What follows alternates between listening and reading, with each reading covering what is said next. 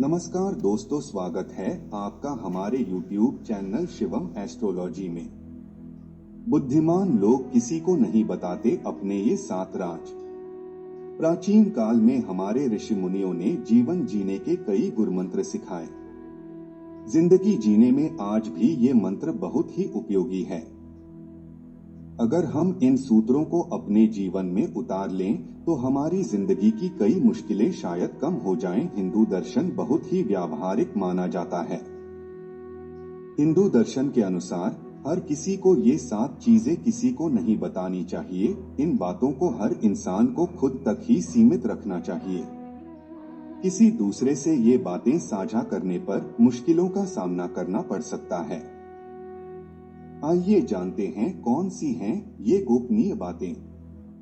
कभी भी अपनी योजनाओं को दूसरों के साथ साझा नहीं करें।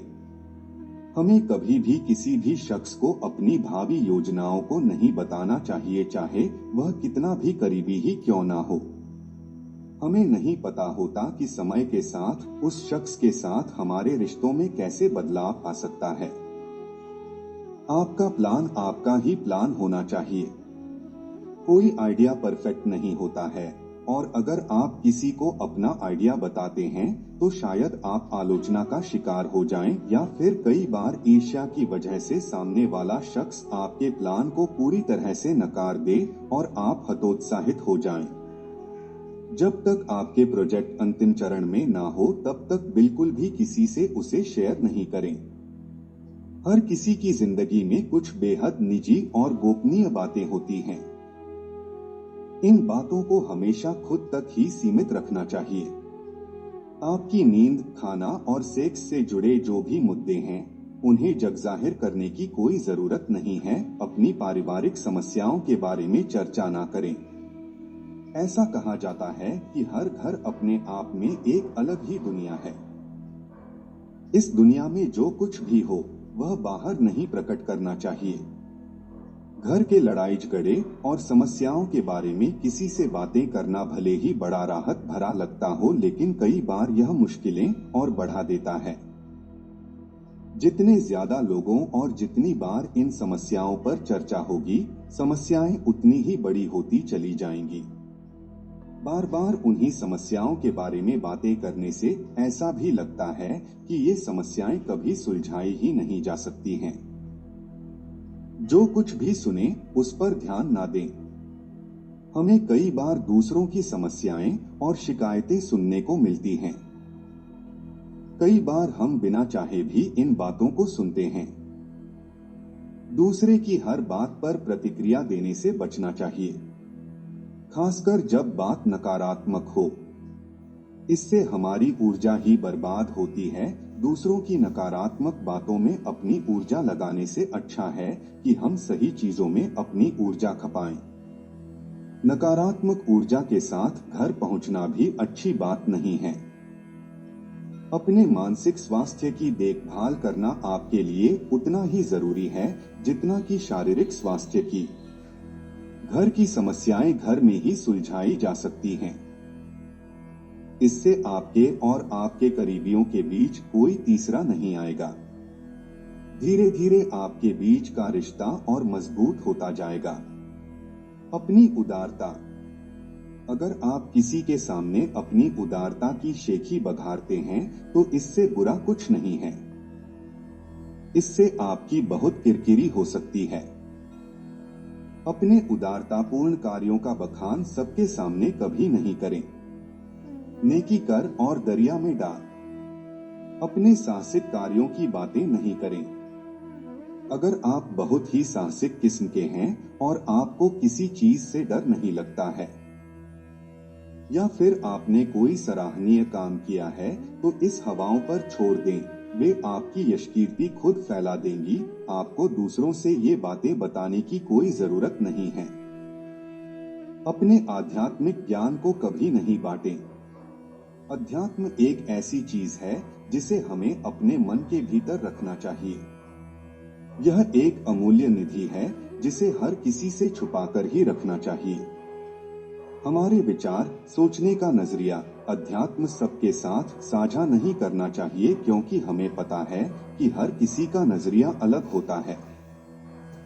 आज मैं जो कहानी सुनाने जा रहा हूँ, मुझे उम्मीद है आपको बहुत पसंद आएगी और आप इस कहानी से खुद को मोटिवेट भी कर सकते हैं। किसी जंगल में एक गधा रहता था। एक बार गधा जंगल में घास चर रहा था। अचानक वहां एक भेड़िया आ जाता है। वह भेड़िया सोचता है, क्यों न आज इस गधे का शिकार किया जाए। काफी तंदुरुस्त गधा है और ज्यादा मांस भी होगा तो 2-3 दिन तक का काम हो जाएगा। यही सोचकर भेड़िया गधे के पास जाता है और उससे बोलता है, अरे गधे, तेरे दिन अब खत्म हुए, मैं तुम्हें खाने जा रहा हूँ। अचानक गधा हक्का बक्का रह जाता है, बुरी तरह घबरा जाता है, फिर भी साहस नहीं छोड़ता है। फिर कुछ सोचकर बोलता है, आपका स्वागत है श्रीमान। मुझे कल साक्षात भगवान ने सपने में आकर कहा था कि कोई बड़ा दयालु और बुद्धिमान जानवर आकर मेरा शिकार करेगा और मुझे इस दुनिया के बंधन से मुक्त कराएगा। मुझे लगता है आप ही वह दयालु और बुद्धिमान जानवर हैं। भेड़िया सोचता है कि वाह, यह तो खुद ही मेरा शिकार बनने को तैयार है। ज्यादा मेहनत भी नहीं करनी पड़ेगी इसको मारने में। गधा फिर बोलता है, लेकिन महाराज, मेरी एक आखिरी इच्छा है। मैं चाहता हूँ कि आप मुझे खाने से पहले मेरी आखिरी इच्छा जरूर पूरी करेंगे। भेड़िया बोला, हाँ हाँ, क्यों नहीं, कहो तुम्हारी आखिरी इच्छा क्या है। गधा विनम्रता से बोला, महाराज, मेरे पैर में एक छोटा सा पत्थर फंस गया है, क्या आप उसे निकाल देंगे। भेड़िया खुश होकर बोला, वाह, इतना सा काम अभी करता हूँ, कहाँ है पत्थर। फिर भेड़िया गधे के पीछे जाकर जैसे ही उसके पैर के पीछे गया, गधे ने भेड़िया के चेहरे पे इतनी जोर से लात मारी कि भेड़िया बहुत दूर जाकर गिरा। उसके बाद भेड़िया पूरे ताकत के साथ वहां से भाग निकला और भेड़िया देखता रह गया। यह सिर्फ एक कहानी मात्र नहीं है, बल्कि इस कहानी में आपकी बहुत सारी समस्याओं का हल है। आप चाहे भेड़िया रूपी परेशानियों के आगे हार मान सकते हैं या उन परेशानियों को अपने साहस के दम पर हरा सकते हैं।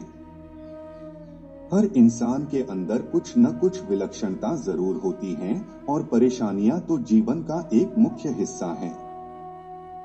कोई अमीर हो या गरीब, छोटा हो या बड़ा, परेशानियां तो सबको आती हैं और आपके अंदर वह क्षमता भी है जो समस्याओं को हरा सकती है। बस जरूरत है तो हिम्मत दिखाने की, साहस से काम लेने की।